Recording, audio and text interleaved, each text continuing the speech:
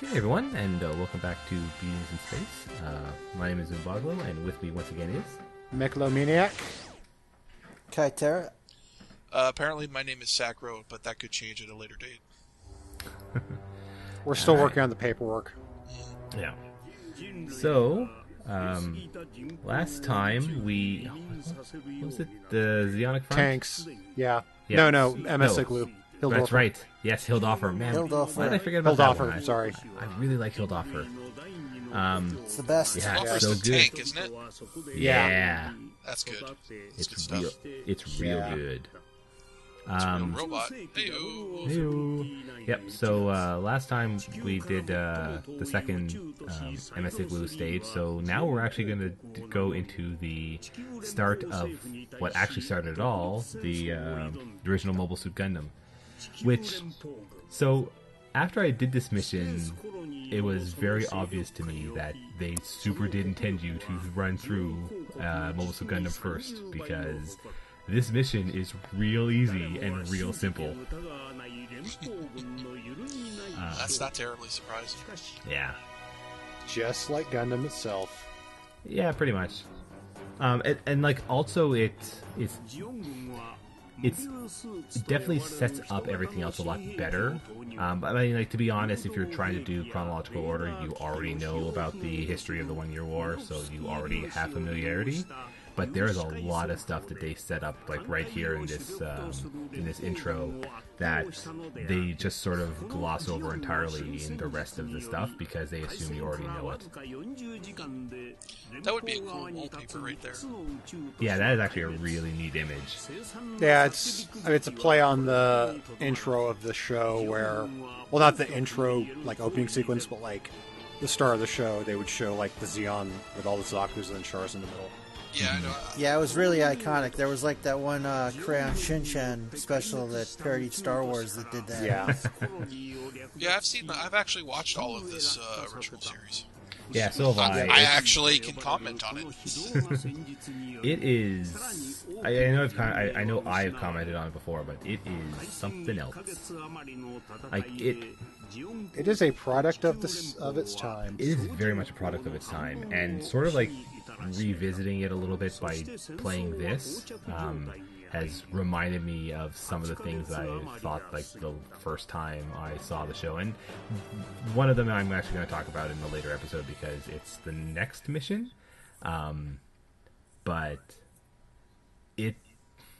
there are things about the show that they probably didn't intend, but were, like, if you come back to it later, like, it definitely has a different like a different feel, a different meaning to it. Is it like that one episode where there was a lack of salt? Sadly, this game does not do that. Aw, that's the best episode. No, the best episode is the one with Doan because it's ridiculous. No, it's come on. The episode where they in the fandom, a lot of people like to make fun of the episode where they run out of salt, but that episode actually has some real important stuff happen in it, which is why it wasn't the one that got cut from the localization, but also that actually would have been a legitimate crisis in a naval vessel. The lack of salt?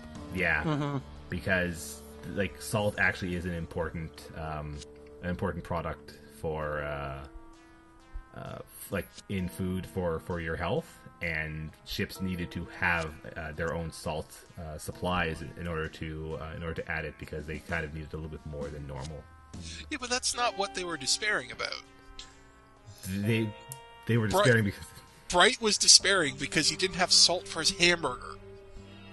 I mean, have you ever had a hamburger without salt? Yes, I never put salt on my hamburgers. Good. Even when you're making the patties? Even when you're making the patties, these? I don't put salt on that stuff. But here's the thing, like, in the diet that they would have had on that ship, there wouldn't have been enough natural salt to actually support their lives. So they would have needed to have added salt. Yes, the way it's presented in that episode, especially in the localization, comes across a lot more comical than the situation actually would have been. The amount of despair is amazing. just bright, like, we just have no salt. It's like, It was also the civilians on the ship having a problem with it too. well, kick the civilians Yeah. out. What do they know? Well- the point was they were rescuing the civilians and trying to bring them to a safe place. Like they couldn't just drop them off because they were in the middle of occupied territory. That's fine. It's not Also, like at that Siak would point, kill like civilians. half the crew was civilians. Yeah. Well, just keep the ones that are part of the crew and then get rid of the other ones. Use them, strap them to your mobile suit and use them as armor. Good idea. Like that one page from that Mazinger manga. You can't punch me, Mazinger. I'm covered in innocent civilians. So one thing about this scene as well is it does highlight one thing that's kind of interesting when it comes to Mobile Suit Gundam, the original series, is that there are two basic versions of it. There's what was played on television, and then there's the movies, which sort of changed, not like a lot of what actually happened, it's just more changed what was present there. For example, in the it original condensed show, it and essentially condensed it and made it less silly. yeah, it definitely. I mean, it had to have condensed it because Yeah. all three of the movies are like 4 hours or so compared to like the entire length of the anime. Yeah. But they also did a few things that like changed up what technology had been available. So, like for example, in the original show, there was the one Gundam, there was the one gun tank, and there was the one gun cannon. That was it.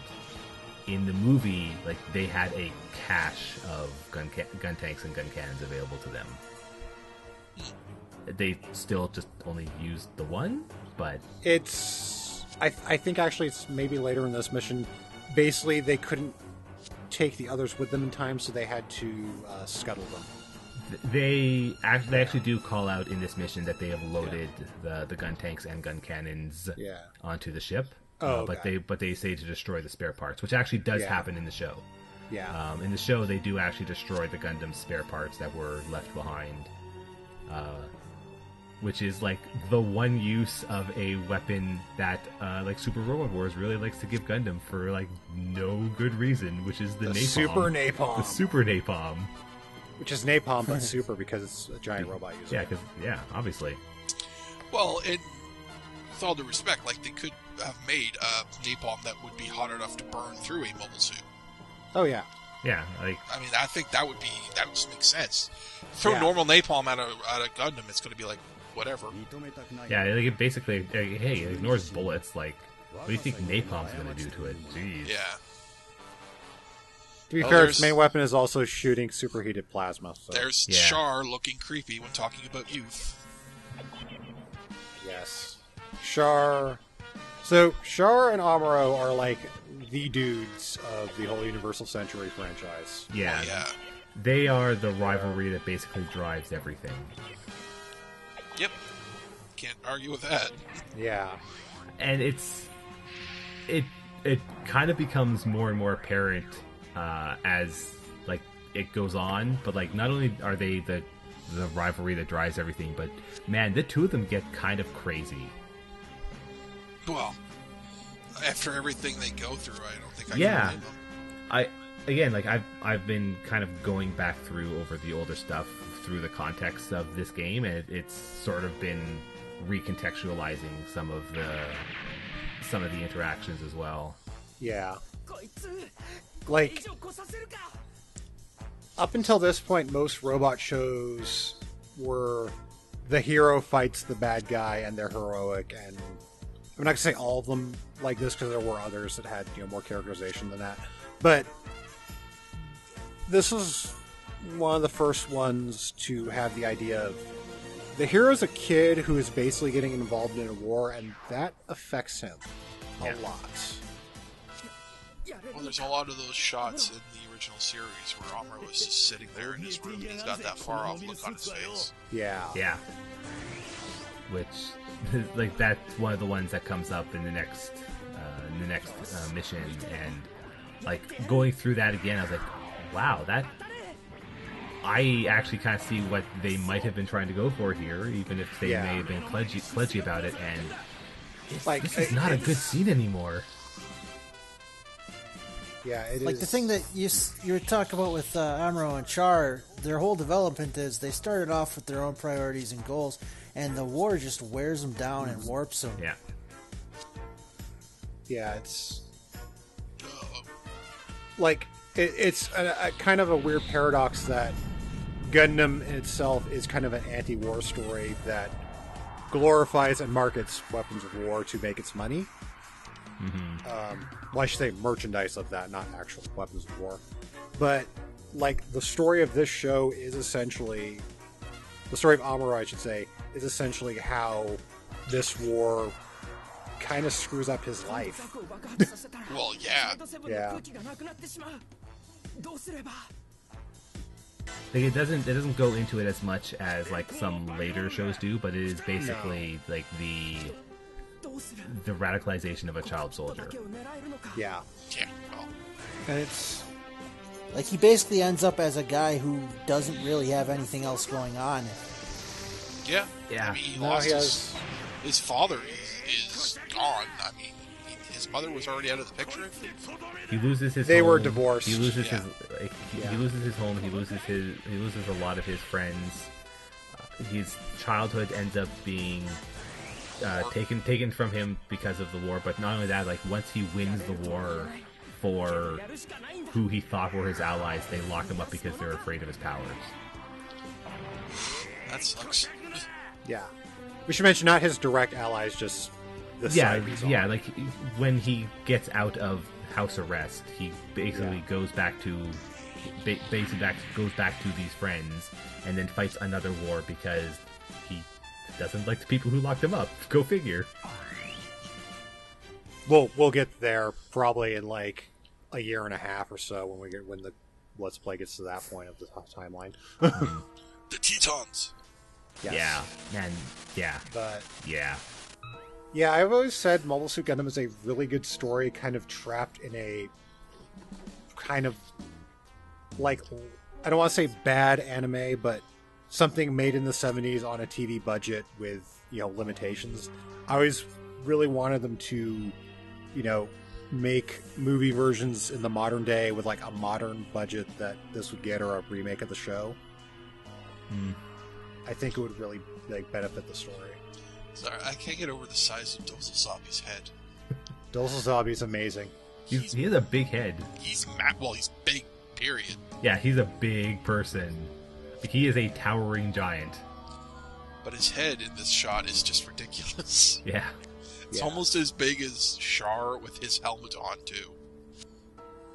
Yeah, It is like the top of Char's helmet to the bottom of his neck. Yeah. It is It was- gigantic. we should mention the Zabi family are basically the guys in charge of all of Xeon, Yeah. and there's Well, they stole it. Yeah, also but- basically true. there's 5 of them, and all in charge of different things at this point. And as we go through Mobile Suit Gundam, we'll see them all. That guy appears to be in bed. Yeah, so what basically happened is during the attack of those two Zaku's on the base, they were attacking as the ship was coming to dock to be loaded. So the actual crew of the White Base, except for Bright and like a few other folks who you basically don't see, were very badly injured. Or killed. Or killed. And Paolo Cassis here is the actual captain of the White Base, and in the show, basically immediately after this episode, he dies from his injuries, which is why you don't see him again. I don't Yeah, I can remember remember that if part. I can remember if he died, or when they get to Luna 2, which is a friendly base they kind of hit before they go to Earth, if they just offload him there. No, he absolutely does die. Okay. Because this is the movie timeline, that might be Yeah. different. I'm gonna have to look that up. Yeah. But that's- I remember from the show, like when they very shortly after they leave Side 7, he succumbs to his wounds. Yeah. Yeah, the movies are weird. Well, Yeah. Oh, I've I never should seen say- this series, and that was years ago. well, I guess I should say the way the movies are broken up is weird. Yeah. Yeah, I'm gonna double check and make sure I just put a note, just to remind myself. Yeah, and I mean, this, to be honest, is the type of thing where they're showing little bits and pieces of scenes that, if you haven't seen the show, aren't going to make as much sense. Yeah, the way they decided to cut the cutscenes for this mission, while it still broadly gets the point across, it misses some of the in-betweens that definitely require you to have seen the show in order for it to make sense. Actually, this scene is a good example because we have this good scene where Sayla and Char basically first meet, and then it just ends, and then the next scene you see Sayla is on the white base, and it's like there's no reason to suggest she had any time or inclination to get on. I also earlier when Amuro gets off of the jeep with Frau, and then the next time you see him, he's in the Gundam, and the Zaku is looking the other way. If you don't kind of already know how Amuro got into the Gundam, that scene looks real weird. It also kind of ignores the fact that Frau's entire family is killed by the Zaku attacking. Yeah. Just super depressing. Yeah, this episode actually kind of suggested that Frau Bo and Amuro Ray were the only people left on the colony at the time of the Zeon attack. Because it doesn't it's not utterly clear, but it is highly suggested by the two Zeon pilots that there's no one around at all. There's people in shelters, but yeah, it doesn't, at least their area of the colony is not very highly populated. Yeah, they don't suggest it's because of the attack though. They later on actually say it's because everyone was supposed to have been moved away because the top secret ship is coming. Mm-hmm. I remember in the series when Frau learns that her family was killed. Oof. Yeah. The other thing, I'm assuming you saw the series dubbed. Yes, I believe it was dubbed. Yes. That's the other kind of funny thing about it, is the show. The animation's from 1979, but the dub localization was done in 2000 or 2001. So it probably was I want to say it was earlier than that, but I personally have this weird memory block where everything from 95 to 05 kind of blends. No, it was definitely because they dubbed it after Wing came out here, and Wing was in early 2000. Yeah, that sounds about right. Before the TV series was dubbed, and this is really hard to find even clips of nowadays, they dubbed the original 3 movies with a totally different cast than the TV show. And those are kind of hilarious because Bright was actually voiced by by someone with a British accent. Sayla sounded vaguely French, and Char was voiced by Steve Bloom. I would say that almost all of those choices sound about right. Though also they called him Shaw. I don't remember that.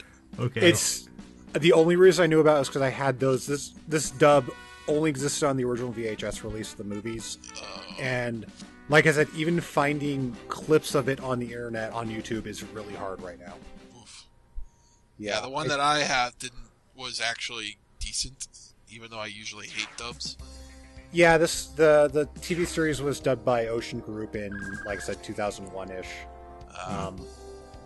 Actually, yeah, it had to be 2001 because its ratings were dismal, and it was near the ending of its run when 9/11 happened, and Cartoon Network just kind of... Oh, right. Yeah, they were on after that happened, they just kind of nope. Yeah. Right. No more of this.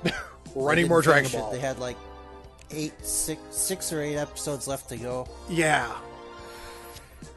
No, I legally acquired my episodes of Mobile Suit Gundam. Yeah, and it's it was all released on DVD, but yeah, it never aired fully on television. Yeah, I actually did buy the DVDs, which actually were interesting because even though the show may not have fully aired on television, the DVDs had the television openings for the entire series. Although I think at one point they changed what the television opening was going to be for half of the DVDs, it was very, very blatantly a Cartoon Network opening. Yeah. And then for like the other half of the DVDs, it was very clearly a dubbed opening, but it was still closer to the original. Mm-hmm. What was it? It's I'm trying to remember because it was. I think for the first half, it was something that was actually like real bad. And then the second It half, was the second half, it was Toonami some opening. weird. It was like some weird metal stuff that was actually kind of rad. Like it was still super weird, but they somehow made it work. yeah, and I swear the decision to air this after airing Wing is, in my mind at least, one of the big reasons that Gundam never got as successful in America as it could have. Yeah, probably. Not that the show is bad, but expecting an audience in 2000 to love a show with animation from 1979. Not just not a that. good Like idea. the people who were fans of Wing would not have like in North America at the very least. The people who were Yeah. North American fans of Wing were not fans of would not have been. Yeah, fans because of this most is also a other totally Gundam. different show. Yeah. The problem with Gundam Wing fans is that they're all idiots.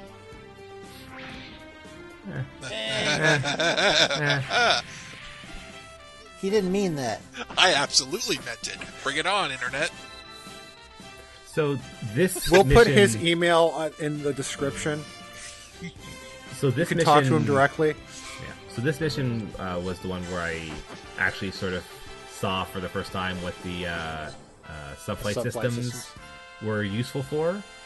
They are like maybe slightly broken because not only do they let you get around air and space limitations, which is real cool, they seem to let you have two actions. They don't let you have two actions, they let you have two movements. Okay. Yeah, and Yeah. it's really kind of goofy and clunky the way that it works, so I sort of stopped using them. I've used them a few times now, but I mostly use them when I have something that's very slow and I want to get it across the stage really quickly. Basically. for this mission and the next one, I used them mainly because, like, I was still using a group of units that had terrain limitations. I was like, I really need to just use these. And actually, like, Wait, because can of you the actually use them to deploy a ground-only unit in space? yeah, Yeah, you have to. Oh. yeah, park like it- the GM sniper that I'm using right now is ground only.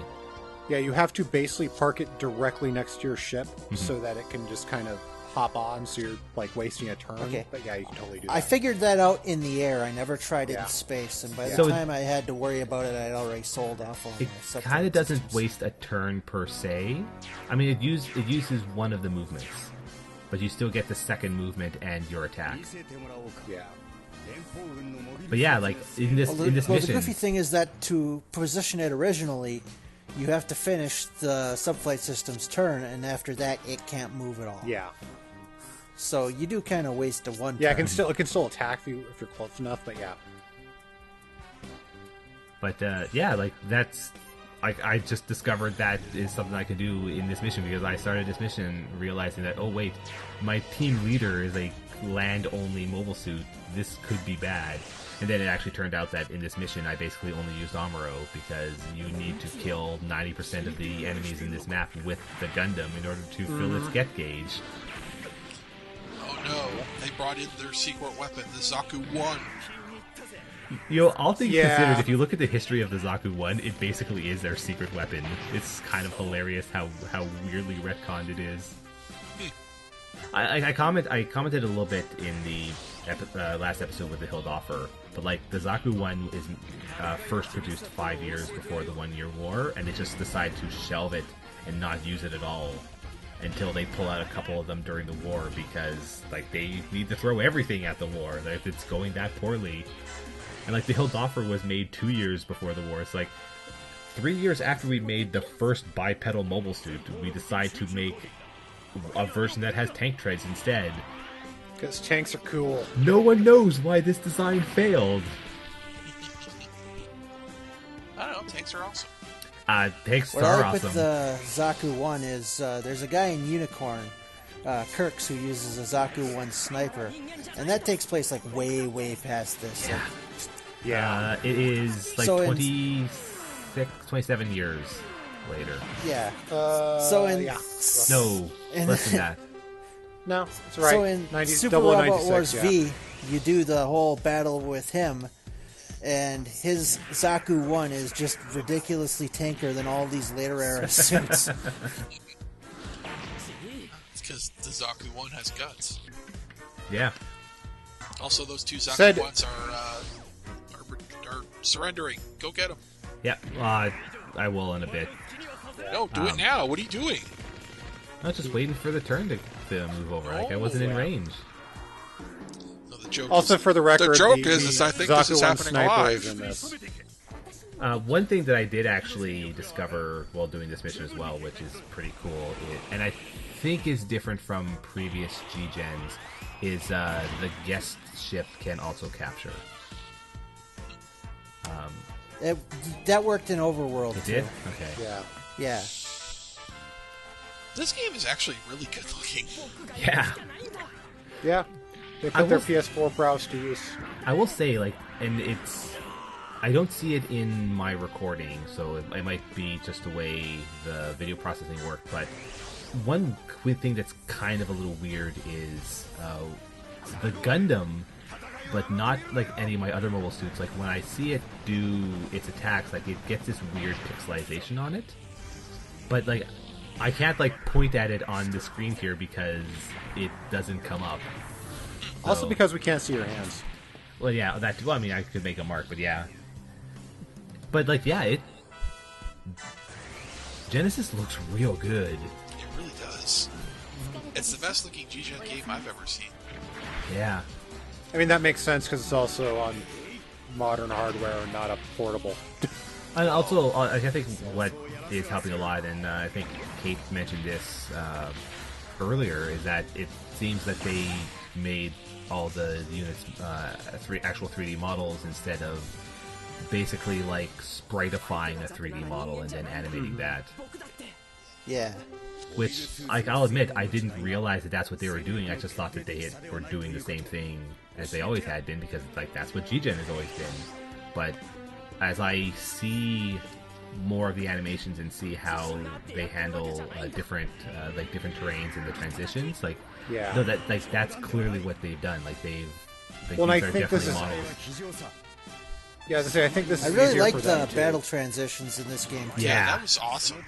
Yeah, those are super cool and makes me want to get more, more cannon pilots so I can get more of them.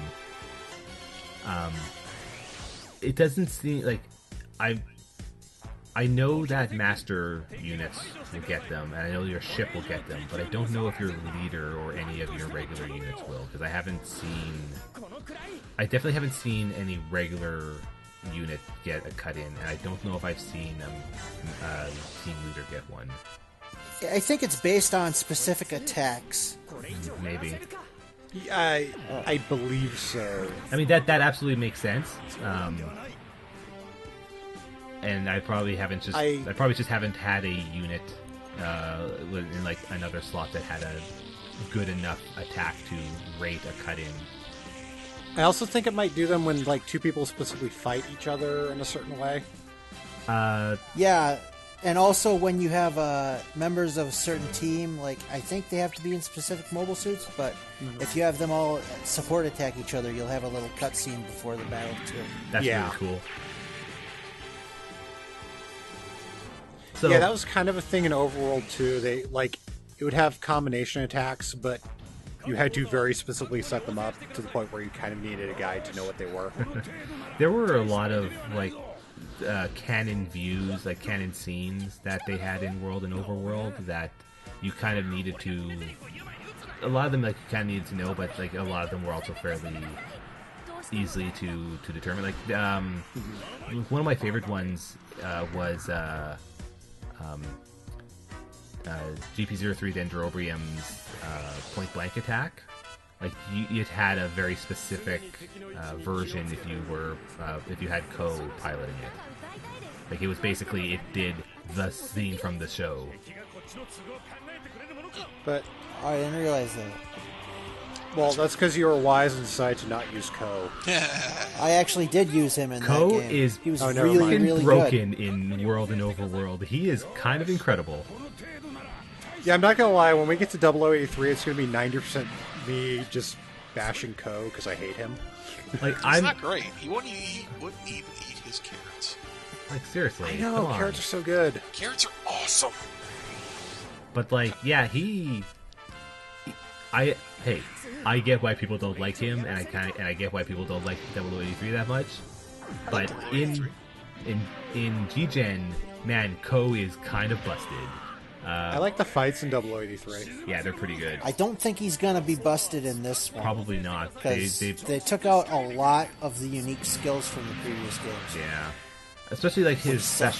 special one was a special one. Like it. Yeah. It was just if you put him in a mobile armor type mobile suit, which was basically anything that was rated XL, he got just gigantic bonuses. Yep. He got a huge bonus to attack and defense. And considering those units were also very powerful, it just made him ridiculous. I think the problem with Ko is that he was up against a very interesting, charismatic antagonist. Yeah.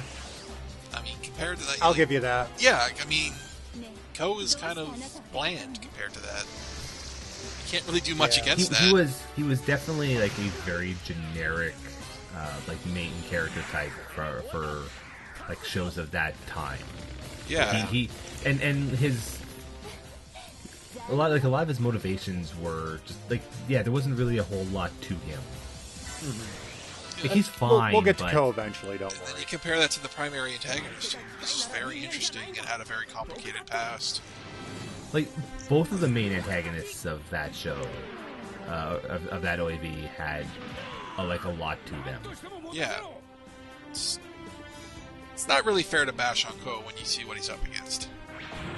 Also, I wanted to make sure I pointed out at least once that I like how Char's flagship, they decided to mod his bridge so that it looked like his helmet. Yes. In previous games, you could actually get that ship, but in this one, you can't. No, Well, that's lame. I wonder if I wonder if it's a you Musai do variant if with Char as the captain. or that I don't dude. think it does. Yeah, or him. Yeah. I feel bad because I don't remember that dude's name. And I don't think you can get that guy. Aw. Oh, that's weird. That's actually Yeah, you can get... Yeah, they kind of cut down on like pilots and skills and stuff from... That overall guy's a name bit. was Goat. yeah. Yes, That guy I love has Goat Logan. that guy has. He's not even the dumbest named original character. I think for the next episode, I'm going to have to make a list of the G-Gen original characters because now that I see what like their quote-unquote official names are, some of them are just so dumb. It is kind of incredible.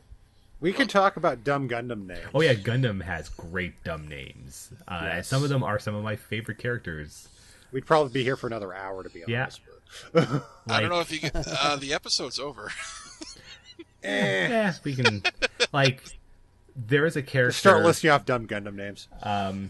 Death Stallion is one of my favorites. Oh, wow. Yep.